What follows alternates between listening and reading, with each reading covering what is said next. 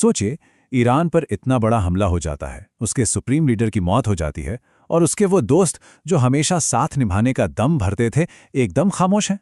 आखिर क्यों? यही खामोशी आज की सबसे बड़ी पहेली है। तो सवाल यह है कि ईरान पर हमला हुआ, उसके सुप्रीम लीडर नहीं रहे, तो उसके दोस्त चुप क्यों हैं? आखिर कहाँ गए वो बड़े बड़े वादे? और इस पूरी कहानी में भारत की चुप्पी का क्या मतलब है? चलिए आज इसी भूराजनीतिक पहेली की परतों को खोलते हैं। तो चलिए सबसे पहले चलते हैं रूस के पास। ईरान का वो सबसे बड़ा मिलिट्री पार्टनर, जिससे हर किसी को उम्मीद थी कि वो सबसे पहले आगे आएगा। अब देखिए, कागजों पर और असलियत में कितना बड़ा फर्क है। एक तरफ तो रूस और ईरान खुद को हर मौसम का दोस्त कहते थे, बड़े बड़े स्ट्रेटेजिक समझौते किए, यहाँ तक कि ईरान ने यूक्रेन की जंग में रूस को अपने ड्रोन देकर मदद भी की। पर जब ईरान पर मुसीबत आई तो रूस ने क्या किया? बस एक बयान जारी कर दिया, गहरी संवेदना। कोई फौजी मदद नहीं, कोई एक्शन नहीं, बस शब्द। तो सवाल उठता है कि भालू मतलब रूस इतना झिझक क्यों रहा है? इसकी वजह ना एक नहीं कई हैं। पहली बात, वो खुद यूक्रेन की जंग में बुरी तरह फंसा हुआ है। दूसरा, उसे डर है कि अमेरिका उसकी बची खुची दौलत पर भी बैन लगा देगा। और सच कहें तो ये कोई नई बात नहीं है। पहले भी सीरिया में असद हो या वेनेजुएला में मादुरो, रूस अपने साथियों को बीच मझधार में छोड़ता रहा है।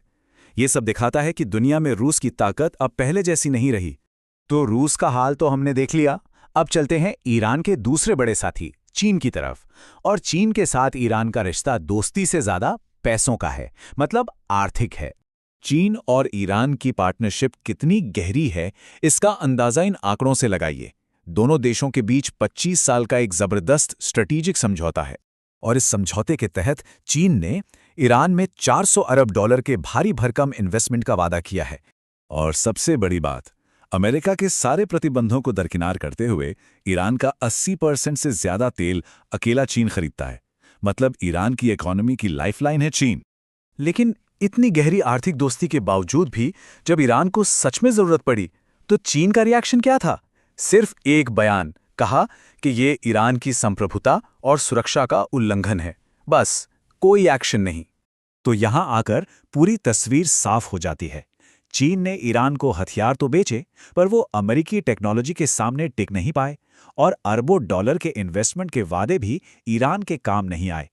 चीन की प्रतिक्रिया सिर्फ और सिर्फ जुबानी रही। दोस्ती की ये बड़ी परीक्षा, चीन उसमें फेल हो गया। रूस, चीन और अब भारत।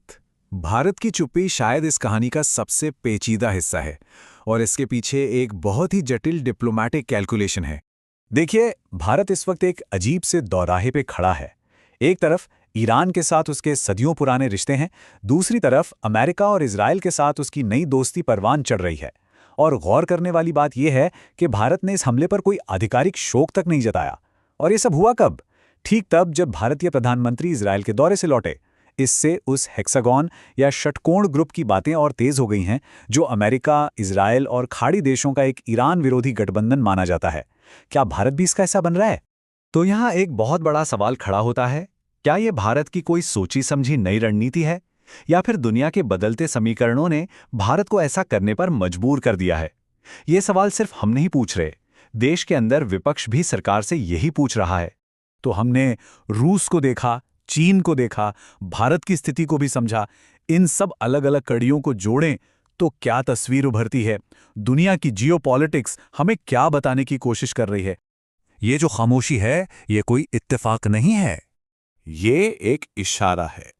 और वो इशारा है एक ध्रुवीय दुनिया की तरफ। मतलब एक ऐसी दुनिया जहां असली ताकत सिर्फ एक देश के हाथ में है, और बाकी सब देश जाने अनजाने उसी के बनाए नियमों पर चल रहे हैं। चाहे कल्चर हो, इकोनॉमी हो या फिर मिलिट्री पावर, हर जगह बस उसी का बोलबाला है। और इसके सबूत तो हमारी आंखों के सामने हैं। रूस का दम निकल चुका है और दुनिया में एक पावर वैक्यूम बन गया है। चीन पैसा तो बहुत कमा रहा है, पर अमेरिका से सीधे सीधे फौजी टक्कर लेने की हिम्मत उसमें नहीं है। बाकी देश अमेरिका को सीधी चुनौती देने के नाम से भी डरते हैं। और रही बात यूनाइटेड नेशंस जैसी संस्थाओं की, तो वो तो जैसे बेबस होकर सब देख रही हैं।